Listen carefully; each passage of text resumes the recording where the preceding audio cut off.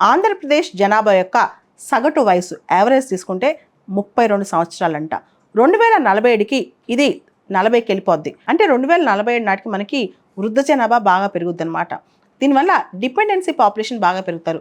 వాళ్ళ health care ఖర్చులు, వాళ్ళ యొక్క మెయింటెనెన్స్ ఖర్చులు ఇవన్నీ అవుతాయి అనమాట. వర్కింగ్ ఏజ్ పాపులేషన్ తగ్గిపోతారు. ఎవరైతే శ్రామిక శక్తిలో ఉన్నారో వాళ్ళు తగ్గిపోతారనమాట. దీనికి సంబంధించి సీఎం చంద్రబాబు నాయుడు గారు కూడా తన కన్సర్న్ వ్యక్తం చేశారనమాట. అదేవిధంగా చంద్రబాబు నాయుడు గారు ఇంకొక మాట కూడా చెప్పారు. ఎవరైతే ఎక్కువ మంది పిల్లల్ని కంటారో ఆ జంటకి ఇన్సెంటివ్స్, ప్రోత్సాహకాలు ఇచ్చే ఆలోచనలో కూడా ఉన్నామని చెప్పడం జరిగింది. భారతదేశం యొక్క యావరేజ్ పాపులేషన్ గ్రోత్ రేట్ 2 ఉంటే సౌత్ ఇండియన్ స్టేట్స్లో, సదరన్ ఇండియన్ స్టేట్స్లో చాలా రాష్ట్రాల్లో ఇంక్లూడింగ్ ఆంధ్రప్రదేశ్ అరౌండ్ 1.6 ఉంది. దీనివల్ల జనాభా వృద్ధి అక్కడ బాగా తగ్గిపోతుందన్నమాట. దక్షిణాది రాష్ట్రాల్లో జనాభా వృద్ధి రేటు భారీగా తగ్గిపోతుందని నాబార్డు యొక్క గణాంకాలు కూడా చెబుతున్నాయి. దీని కారణంగా కుటుంబాల్లో సభ్యుల సంఖ్య కూడా పడిపోతుందన్నమాట.